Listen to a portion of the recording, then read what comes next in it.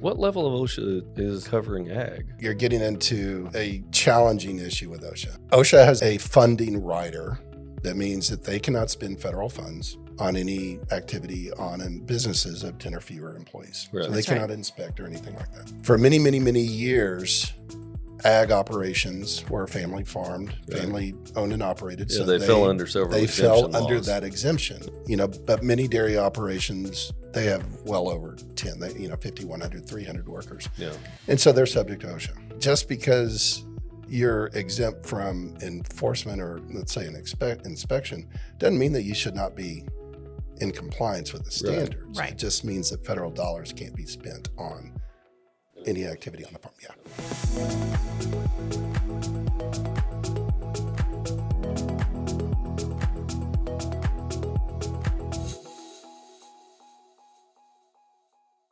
Howdy, everybody, and welcome to Work Factors, sponsored by the Texas A&M Center for Worker Health. I am Adam Pickens, And I'm Martha Parker. and we are here today with our guest, Dr. David Douphrate. Thanks for having me. We appreciate you being here. You walked all of, 150 feet maybe? It was my exercise for the day. Okay, nice. I like that. Dr. Douphrate is no longer our newest member of the department, right? I mean, we have newer people. No, No, I don't think so. I don't think we do.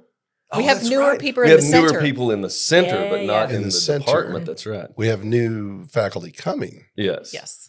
This But is yeah. the beauty of academia. You have these multi-level things Mhm. going on where you're a member of something, but you're not a member of something else. Yep, So you're in the Environmental and Occupational Health Department, I am. and you are an associate professor. I am. And when do you look to be promoted to full professor? Should be going up for that this year. Congratulations. Congratulations. That's a big deal. Well, plan on it. Doesn't mean it will happen, but that's the plan. So you have come to A&M. You've had a long career prior to being here. So your background is in physical therapy, among other things, but your primary area of research is in dairy. In agriculture, Agriculture. Okay. more broad. Broader. Okay. And not in agriculture, but the workers, right? Correct. Okay. So, see, Martha ties it all together Yeah. for us. Well done. So, if you would, kind of give us a background of some of the Sure. stuff you do. So my background is a little all over the place. I'm a native Texan, born and raised in Dallas, not on a farm. So I had to learn all the ag thing through my research. But I graduated from A&M in way back when, 92, with a degree in kinesics with a plan of going into physical therapy. So I went on to physical therapy school at UT Medical Branch in Galveston. Then I started working clinically as a physical therapist in East Texas, and then also in Central Texas. And clinically, primarily, I concentrated in sports medicine, sports injury rehabilitation, and a lot of occupational rehabilitation. And during that process, during my clinical days, I also received my MBA, which ties into what I do with workplace health and safety, because I can talk the business sense or make the business sense for workplace health and safety. And so then my wife and I we had one child at the time. We went up to Colorado State University, and that's where I received my PhD in ergonomics with an emphasis, in environmental health with an emphasis in ergonomics. And it was at Colorado State University where I was introduced to agricultural health and safety. They have at the time, I think it was one of 10 NIOSH-funded agricultural health and safety research centers, which our federal government funds through NIOSH, National Institute for Occupational Safety and Health. Our federal government realizes that at the agricultural industry, and that includes logging and fishing as well, it's notoriously the number one industry as it relates to workplace fatalities and injuries. And they fund these research centers to address workplace health and safety in agricultural settings. And that's where I was introduced to agricultural health and safety, more specifically dairy farms. Being a city slicker from Dallas, I knew nothing about dairy operations, but that's where I was introduced to it. And quite honestly, the dairies that I conduct research on, they're large businesses, they're mass production settings. You're dealing with thousands of cows. The trend is for, dairies that are 2,000-3,000 cows. Those are becoming small dairies nowadays. I'm on farms that have anywhere from 3 to 5, been on one with 10,000 cows. So with more cows, you have more workers, more opportunity for injury, illness, fatalities. And that's where I do most of my research. I started doing my research in the milking parlor from an ergonomics. Which sounds very fancy. I mean, the milking parlor yes. or The milking the parlor. milking parlor, Uh-huh. the It's a where throwback, right? where the product is harvest. Which sounds harvested. worse Yeah, than milking yeah. a cow. So, but yeah, these are, when you have thousands of cows, you need workers to perform certain tasks on the cows to, ultimately putting a machine on a cow and getting the milk from the cow. And so that involves high repetitions, awkward postures, muscle forces, all of the primary risk factors that we teach and we research in the field of ergonomics that can lead to the development of musculoskeletal disorders. And so it's not just injury prevention that I look at. I also look at efficiency, productivity. And these are businesses, they want to be profitable. They want to be efficient. They want to be productive. And so that's what I help them out with. These owners are outstanding owners. And, in my opinion, they serve a vital need to our country. I like to quote, President Bush. He said one time that I think he was addressing the Future Farmers of America conference. And he said, basically, if a country cannot, provide for itself the foodstuffs for itself, it's a nation at risk. And so our ag industry provides a significant contribution to our nation's security. Not only do they provide nutritious food for our nation's population, but they provide globally. We export a lot of ag products globally. And so they rely on a lot of workers. A lot of the workers are, come here from other countries. And they are, at increased risk for injury and illnesses and fatalities for a number of reasons. And so that's another passion of mine, is trying to help those workers, to not only, have employment, but also to protect themselves on the job. Not die. Yeah. So you said a couple of things in there that really speaks to me, because I'm an industrial engineer, and I'm sure you perked up on some of these things as well, the productivity and the efficiency and whatnot. And so to that end, I mean, we work in a lot of different fields. We have a lot of different folks. Automation is coming along whether we like it or not. And it's, I know a lot of people don't like to throw that word around, because then you're talking about people's livelihoods and whatnot. Sure. And reduced workforce. What about in the dairy industry? What about in the ag? It's coming. It's coming? In ag in general, there's precision farming that they refer to. A lot of not unlike precision ergonomics. No. And so, robotic production is becoming a big deal. It is evolving in the dairy industry. We have robotic milking systems in dairy. So there are, part of our research, we compare different parlor configurations. And without getting into too much detail, cows are milked differently. Based on the structure that they're milked in, the barn, the milking barn. So they have different milking barns. There's what they call a herringbone. There's one called a parallel, and there's one called a rotary. And we can picture all that. Yeah. So a herringbone, the cows are angled a certain direction. Parallel, they're parallel to one another. And the rotary is like a big merry-go-round. Cows come, they step on, and they go around. So that's really the first robotic, I guess, example in the dairy industry. But now, in all of those situations, a worker still has to put a contraption on the udder of the cow. Yeah. The cow still needs to be prepped. She needs to be cleaned, prepped, stimulated to release a hormone that releases milk down to, and even that in and of itself improves efficiency. Workers need to know the biology behind milking a cow. And so if they don't know that, the whole system slows down. And so the human element is still there, but now there are robotic systems being introduced in milking to where eventually it'll all be robotic milking. And so that begs a question, what does that mean for the worker? Well, the worker is going to have a different skill set. It's a different worker. It's a different not worker. necessarily reduced workers. Yeah. So it may shift from a more physical, manual job responsibility to more technical, how to fix a system or a robotic system when it goes down.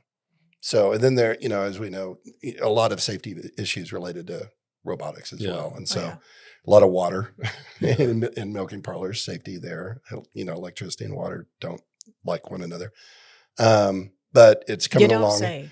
Yeah. Workers, even that's just inside the milking parlor. On dairy farms, there are many other opportunities for injuries and fatalities. And unfortunately, agriculture and dairy specifically, we still have dairy fatalities for a number of reasons. And so my research and outreach is not only in the parlor, but outside the parlor as well. But there's robotic feeders that take the feed to the cows, and it's coming. The technology is evolving, and it's evolving in an accelerated fashion. The first time I saw a robotic feeder, have you ever seen one? I think so. Yeah, it's really cool. I saw one in feedlot in Plainview. Yeah, and as it just runs up and down, I thought, golly, why haven't we done this sooner? Mm-hmm. It was really good. You just wanted one for your kitchen table. I kind of did, yeah, a little bit. And so it's, and the general public don't understand. They think milk just magically appears on the shelf at our HEB. And thank goodness we have brown cows. Yes, and because they make chocolate milk. They make chocolate. Yeah. So don't get me going on almond and soy and all that. That's not milk.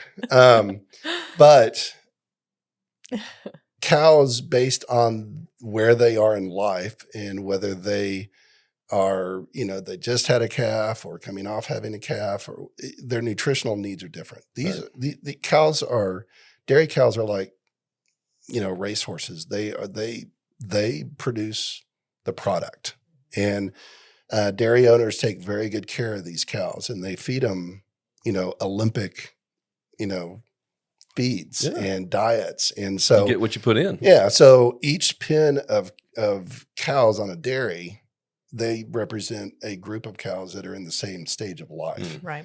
And all of those cows in that pen have a different diet. And so that robotic feeding, everything is different. The components of that feed is different. And so there's I kind of refer to it as like a barbecue sauce recipe. Every dairy owner likes certain things in there because through experience, they know that this is best for their cows, and it maximizes milk output. Yeah, in their climate, more protein, more fat. Sure, Yeah. exactly. Yeah. Well, and no pun intended with the barbecue. No, it's just it's the old adage from any barbecue chef. Yeah, I could tell you, but I'd have to kill you. Yeah, there it is. So before we go any further, I just want to let our audience know that you have an opportunity to have one of the fine ergonomists from our center come and do a professional office ergo eval for you.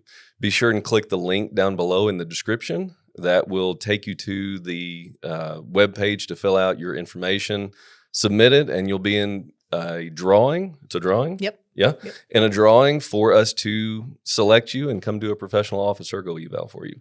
Also, be sure to like, subscribe, and share, and we'll get back to Dr. Douphrate. So, real quick, as you were talking, I'm sure Martha did too, but I had a million questions. Uh-huh. I wanted to talk about the change in the workers' responsibilities, where they come from. I'm sure, they're not coming with college education in technical fields. But before we get to that, what's the craziest thing you've seen? The craziest thing, I wouldn't call it crazy. I would call it impressive. Okay. We'll go with that. Mm-hmm. Impressive. That works. Well, we talk about systems. A large dairy farm is a massive system that everything has to work in like it has to work together. It's a well-oiled machine. It is a well-oiled machine. And I am so impressed with dairy owners. A lot of dairy owners are they're maybe the second, third generation of the family, fourth generation now, and how they have fine-tuned that system, what works for them. And it is so impressive from a business perspective, from a biology perspective, because you're dealing with animals, large animals. You're dealing with people who play a very influential an instrumental role in this. Everything has to go right. And, and every dairy owner, if they, I've got a colleague that often says, if we show up on a farm and a dairy owner's having a bad day and they've already put out 5 fires. I mean, not a real fire, but issues. They're having a good day. Yeah. I mean, there is always an issue that's going on in this farm, and for these producers to keep the business going in a very hard market where it is very difficult to, make a profit. I figure your margins are pretty low profit tight. margins. Yeah. And so it behooves the owner to be very efficient with their operations. Behooves. And so you like Wow. that? Behooves. Wow. So Great. probably couldn't even spell that. But they have to be efficient and work with minimal, inputs, but then maintain quality. I mean, you're not only, we're here talking about health and safety of a worker. With what we do, those workers have a huge impact on the health and safety of the cow, how they milk the cow, how they prep the cow. I mean, because she can develop disease, they can develop mastitis. Cow develops mastitis, she has to be taken out of the milk supply. Her milk is taken out because she's being treated. Well, that's money, lost. Yeah. And so, and dairy owners, they take very good care of their cows. I mean, they want the best for them. They take it very seriously. To make sure that their cows are taken care of. It's an investment in the business. It's an investment. And so when they have to pull a cow out of that milk through change of profession to another area of another opportunity to the beef industry, that's lost investment. Right. And so, that's the most impressive thing, that these dairy owners, that they choose to remain in a very challenging market and they love it. And they continue to do it. I mean, the dairy owners and workers that I work with, those are really the reasons why I choose to go back to, and help the dairy industry. They're just great people. Well, you spend a lot of time in the field, so I mean, you get to know them all pretty well. No pun intended. Yeah. So, but we spend a lot of time. The research that I do is a lot of direct measurement, meaning we put sensors on workers. We do a lot of observation. We do a lot of survey work. Talk a lot with dairy owners, and we talk a lot and collect data from dairy workers. And so doing, with what we do, as y'all know, doing research in occupational health, places of business are not designed to be research labs. Absolutely. They're places of business. Yeah. So we have an extra hurdle of getting access to those workers to conduct research, and that's hard. Because everybody's got to answer the question, what's in it for me? What's in it for me? So you got to do it for the workers. What's in it for them? You got to do it for the owners. Yeah. What's in it for them? You got to do it for, I mean, we know what's in it for you. You're getting, research and hopefully research, the results, hopefully promotion. They will, I do it for them. I mean, but I'm just in a system that's how we do things. He's here. nice too. Nice. But, my research and what I do would not exist unless they existed. That's right. These businesses existed, and it is a high need industry. Ag is dangerous. Ag logging, I've done logging research. It's dangerous. That's a whole nother scale. That's a whole other scale. Yeah. Fishing, I've been involved in fishing projects. That is another whole other, it is dangerous work and people die. Yeah. And if there's a purpose to what I do, hopefully some of the research findings that we come up with will lead to a saved life. Yeah. And so, but yeah, these owners, it requires for us to establish partnerships. Trust is huge. And I will not, whenever I go on a dairy farm or any other place of business, I make sure that I establish that trust, and they know that I'm not going to. What I'm doing is for them and for their workers and for their business. And so I've got a lot of relationships with many dairy owners and dairy associations in many states across the country, and they call me with issues. Unfortunately, they call me when fatalities take place. Mm-hmm. Hey, OSHA's out. What do I do? I go and speak to their association conferences. And so I don't know, maybe that's a it's a testament to, years of working in the industry, and I've established that trust with them. And so I take it very seriously. What level of OSHA is covering ag? OSHA, well, what do you mean, what level? Like 1910 covers general industry, 26 So covers. you're getting into a challenging issue with OSHA. Okay. OSHA has a funding rider. That means that they cannot spend federal funds on any activity on businesses of 10 or fewer employees. Right. So they That's cannot right. inspect or anything like that. For many, many, many years, ag operations were family farmed, Right. family owned and operated. Yeah, So they fell under several They exemption fell under laws. that exemption. Yeah. And so, meaning OSHA could not go out and do their thing on these operations. And that has created, and that mindset has been passed down, but many dairy operations, they have well over 10, 50, 100, 300 workers. Yeah. And so they're subject to OSHA.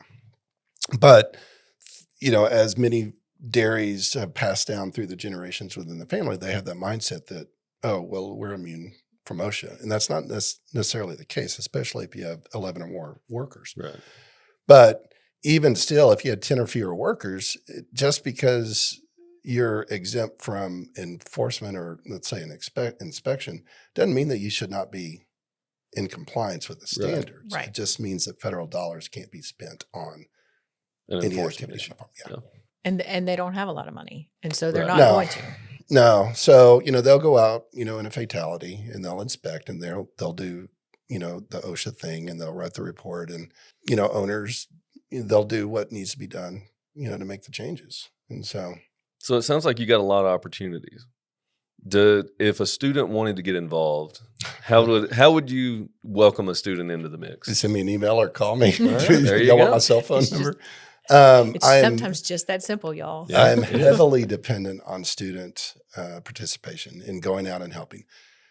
I don't speak Spanish. And so that has always been a challenge for me as a researcher, on farms. And so I welcome students to come in, especially those who speak Spanish, who can help, communicate with workers on the farm. Yeah. Another challenge that we're seeing in agriculture, dairies in particular, especially in the Southwest, workers are, historically workers have come in from Mexico and they work on dairy farms. Now we're starting to see workers from Central America. And those workers from Central America speak other languages. Yeah, they're not speaking Mayan Spanish per dialect, se, yeah. Quiche being one of them. And this became a real issue about, in our activities about 6 years ago, 5-6 years ago. And we were, and Quiche up until recently wasn't even a written language, a written alphabet. And so Wow. how do we put educational training materials in, how do we present it to them in a way that they understand? Mm-hmm. How do we assess whether they get it? If they learn something? And, that's, I'm an exposure scientist. But a lot of what I do is training, and that's a whole other world of research, training effectiveness. How do we present information to them in a manner that they understand and that they can apply it on the job? And they feel like, oh, the business is investing in me. They're helping me do my job better. I can protect myself and protect others on the job. And it's useful. It's got to be useful to them. Yeah. And so I've got a story.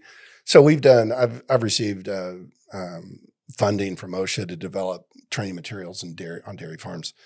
And, we'd give them a certificate of completion of the training. And we did this in, the Southwest, Texas, New Mexico, Colorado. And I was in North or South Dakota, I can't remember. Went on to a dairy farm up there. I don't know if I've told you I this don't story. think so. This is But- sounding familiar. Okay. So many I stories. walk in and a dairy worker recognizes me, and he just, of course I don't speak Spanish. He said, wait. Yeah. And so I was like, okay, what's going on here? He goes to his locker and he pulls out one of those certificates that he received in New Mexico or Texas that we provided to him.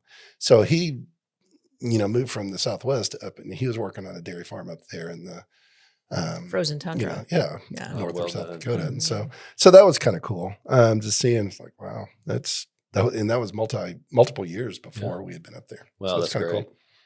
So I just wanted to remind everybody, if you go down below this video and you look, there's a link to connect with the center and go to our LinkedIn page. We'd love to be friends with you on there. So what's next? Like where you can't just keep doing the same thing over and over. No, and I've been very successful in dairy, and as long as the industry welcomes what I do, I'll continue to help the industry in that regard. So it's not just dairy only, anything in agriculture, anything, dealing with workers who, are in these high risk jobs. And so that's my focus, research wise.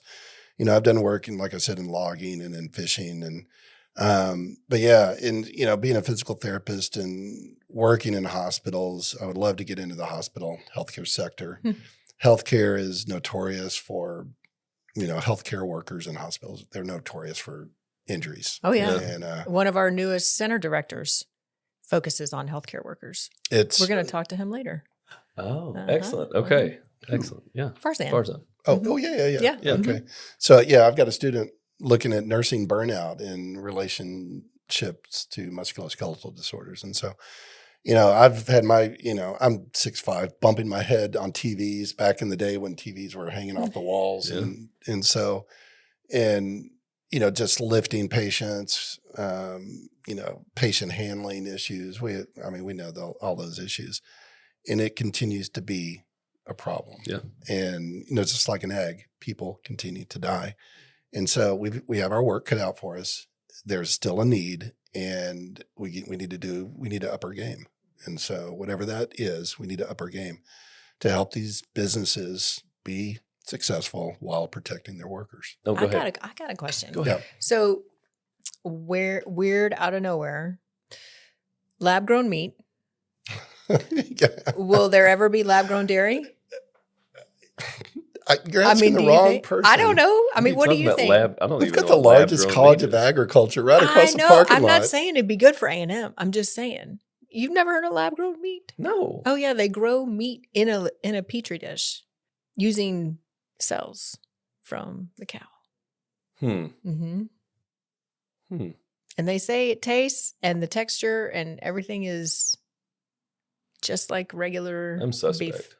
Of course you would be. That's my nature. I'm not surprised. That's 100%. I'm not going there. But I'm just thinking like lab grown dairy. I'm trying to Well, you're thinking of thinking all through alternative. the things. Yeah. So there's so many other dairy because there's soy products. and nuts and all that stuff. You can't milk a nut. You can't so milk an it's almond. fine. Yeah. So there's lots of opportunities.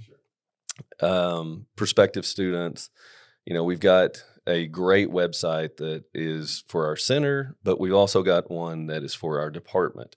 And so if students really want to kind of see more of what you do, Sure. I'm assuming that your data and information is updated on the website, and if not, there's at least Somebody a contact will help me information. do that. Yeah, there you go. I believe it is. Yeah. So you can go to the Texas A&M School of Public Health, Environmental and Occupational Health Department and go under faculty, and then you will find Dr. David Doupphrate's information right there. Yep. So one of my dreams is to take a bus, take a trip, take a road trip with students, do a mobile classroom. And because a majority of our students here, they don't know where our food comes from. Kind of like a magic dairy bus. It's HEB is this magic, things just appear on the shelves. Yeah. And so, we've, a faculty that's coming on board with us starting March 1st. We've had a dream of taking students to teach on the bus, drive out to West Texas, take them to, meat processing plant, take them to a cheese factory.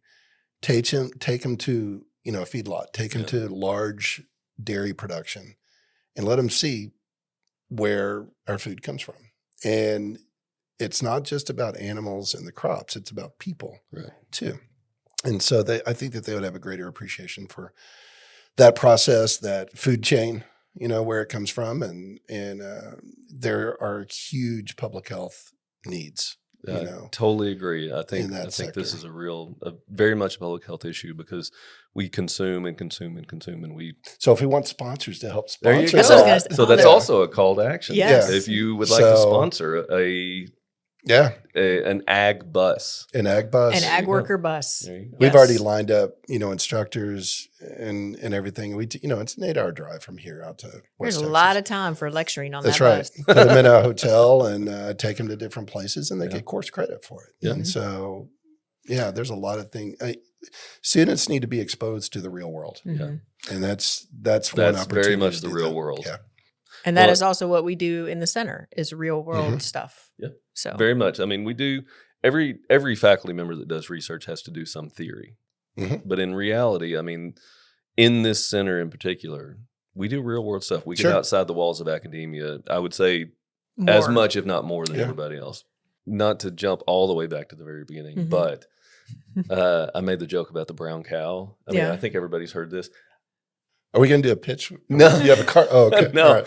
No, so my wife, I got my PhD in Lubbock. I went to Texas Tech. That school. out Yeah, there. that school out there, which again, they were very great to me, and I love Lubbock to this day. Sure. But my wife's an elementary school teacher, Mhm. and so they had in their school, they had farmers and ranchers come from time to time to kind of show the kids what the foodscape was, so to Mhm. speak. And one of the farmers brings dairy cattle up, and he has a Holstein, which is black and white for those of our audience who are unaware. And then he has a Jersey, which is kind of a tannish color. And the farmer asks, and this, I believe it was second grade at the time, says, where's milk come from? And so they talked about the cow and the anatomy and all this stuff. And then he says, well, where does chocolate milk come from? One of the kids raises his hand, and my wife's standing there. She can corroborate this, but points at it and says, the brown cow, it's become this joke that's just kind of out there in the ether Sure. at this point, but it's real. Yeah. I think I'd like to know where strawberry milk comes from.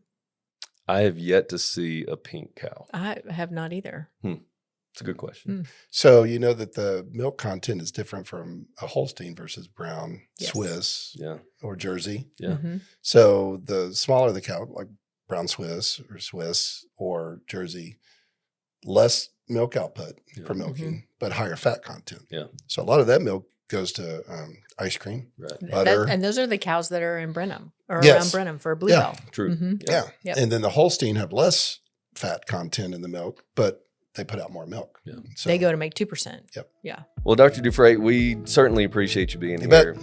One last call to action. If you're interested in what we're doing, if you're interested in what Dr. Doupphrate's doing, please be sure and click the link below. Connect with us on LinkedIn. We have lots of opportunities, a very active LinkedIn page. I know Martha makes sure that we have really great content out Yep. there. All right. Thank you so much. I appreciate it. You bet. Thank you both.